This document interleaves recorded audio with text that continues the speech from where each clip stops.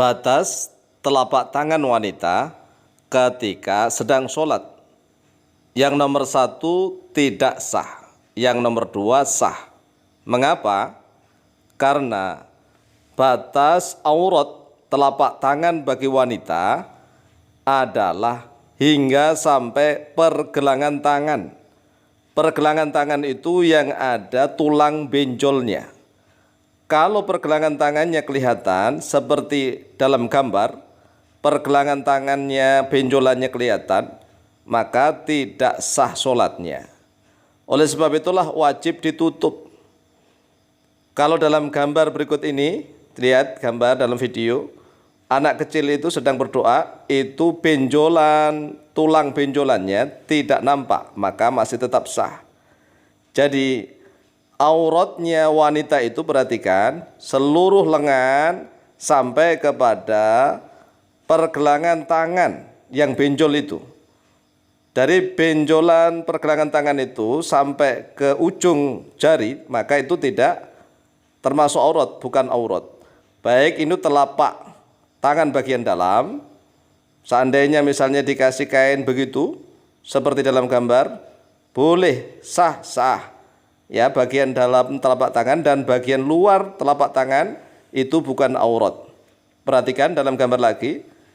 Seandainya dikasih kaos seperti itu, asalkan benjolan pergelangan tangannya tertutup, walaupun bagian luarnya, ya telapak tangan bagian luarnya itu kelihatan semua begitu, jari-jarinya, sah-sah itu menurut mazhab Imam Asy-Syafi'i. Perhatikan lagi agar paham. Seperti itu dalam gambar, sah, sah itu, perhatikan. Nah itu sah, ya. Jadi jangan terlalu memberatkan. Wanita dalam sholat boleh ditutup semua telapak tangan, boleh. Boleh, itu lebih kehati-hatian. Ditutup semua boleh. Tapi kalau seandainya misalnya punya bajunya itu pas-pasan, karena pas perjalanan misalnya nggak membawa mukena, kemudian adanya membawa baju panjangnya saja, tapi lengannya panjang, maka perhatikan. Kalau memang lengannya itu sampai mampu menutupi pergelangan tangan yang benjol itu, benjolan tulang itu ditutup, kemudian telapak tangannya baik yang luar maupun yang dalamnya kelihatan, itu tetap sah, ya. Adapun nanti kalau telapak kaki kelihatan juga sah, telapak kakinya loh ya, bukan bagian luarnya. Jadi telapak kaki bagian dalamnya kalau seandainya kelihatan juga tetap sah. Ini adalah menurut mazhab Imam Syafi'i. Kita bacakan ibaratnya. Yang pertama, ibarat tentang telapak tangan. Ya, telapak tangan. Bisa kita baca di dalam kitab Fathul Qarib Al-Mujib. Jadi kitab-kitab tipis yang diajarkan di pesantren itu sudah ada. Redaksinya wa auratul hurrati. Bermula auratnya wanita merdeka yang bukan budak fi sholati di dalam sholat. Ma yaitu sesuatu siwa wajiha yang selain wajahnya. Wa kaffaiha dan yang selain kedua telapak tangannya. Dhahiron dalam keadaan nampak, wa batinan dan dalam keadaan dalamnya. Ilal qu'aini sampai kepada dua pergelangan tangan.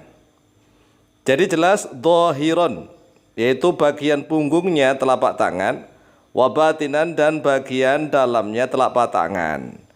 Jadi auratnya wanita merdeka di dalam sholat itu selain wajahnya. Jadi kalau wajah harus dibuka, maksudnya begitu. Wa kaffaiha dan selain kedua telapak tangannya. Kedua telapak tangannya boleh dibuka, ya, boleh dibuka, boleh ditutup, boleh. Kemudian batasannya dhahiron yang bagian luarnya, wa batinan dan bagian dalamnya. Ilal qu'aini sampai kepada dua pergelangan tangan. Jadi jelas. Jadi seandainya bagian luar dan bagian dalam telapak tangan itu kelihatan, asalkan pergelangan tangannya tertutup, maka sah. Selanjutnya tentang dasar dalil telapak kaki wanita. Tatkala sholat, Al-hadis, dasarnya adalah hadis. Rawahu at-Tirmidzi, rawa telah meriwayatkan pada hadis at-Tirmidzi oleh Imam Tirmidzi. Nomor hadis 1653. Wan Nasa'i dan oleh Imam An-Nasa'i nomor hadis 5241. Wa Ahmadu fi Musnadi dan oleh Imam Ahmad di dalam kitab Musnad beliau nomor hadis 4541.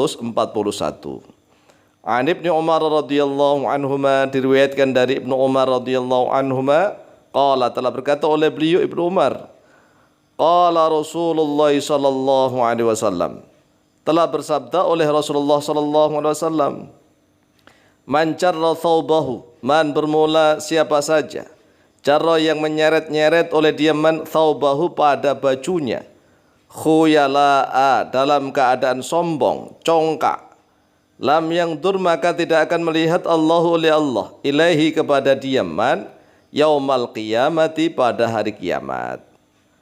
Faqalat Ummu Salamah, lalu berkatalah oleh Sayyidah Ummu Salamah radhiyallahu anha, fa kaifa yasna'na an-nisa'u biduyulihinna, lalu bagaimana seharusnya berbuat oleh para wanita biduyulihinna pada kelebihan pakaian mereka. Biasanya wanita itu kan pakaiannya panjang sampai menyeret-nyeret gitu. Qala, bersabda oleh beliau Rasulullah sallallahu alaihi wasallam, yurkhina shibran, yurkhina hendaklah melebihkan oleh mereka para wanita shibran pada satu jengkal saja, enggak usah banyak-banyak. Faqalat, lalu berkata oleh beliau Sayyidah Ummu Salamah, idzan tangkashifu aqdamuhunna, kalau begitu akan tersingkap oleh telapak kaki mereka. Telapak kaki yang dipermasalahkan, kalau begitu akan tersingkap oleh telapak kaki mereka.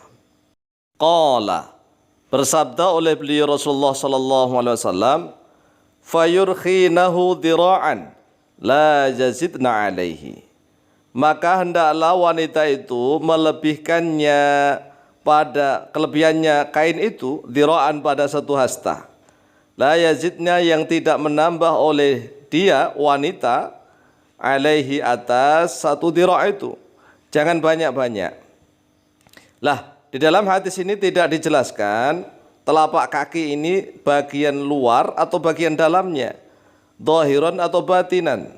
Oleh sebab itu dijelaskan di dalam hadis lain, wa an Ummi Salamah radhiyallahu anha annaha sa'alatin Nabiy sallallahu alaihi wasallam, dan telah diriwayatkan dari Sayyidah Ummu Salamah radhiyallahu anha bahwa sesungguhnya beliau telah bertanya kepada Nabi sallallahu alaihi wasallam, atusallil mar'atu fi dir'ain wa khimarin bi ghairi izarin, atusalli apakah salat al mar'atu oleh seorang wanita fi dir'ain di dalam gamisnya, baju gamisnya, wa khimarin dan di dalam kerudungnya, bi ghairi izarin dengan tanpa adanya sarung, tanpa adanya kain bawahan.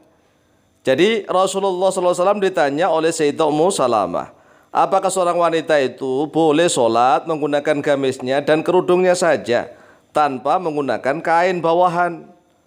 Qala, bersabda oleh beliau Rasulullah SAW, idza kanat dir'u sabighun yughatti dhuhura qadamaiha, idza kana apabila ada dir'u oleh gamisnya sabighun yaitu luas lebar, yughatti yang menutupi oleh ad-dir'u dhuhura qadamaiha pada punggung. Lah ini ada lafaz dhuhur, pada punggungnya kedua telapak kakinya.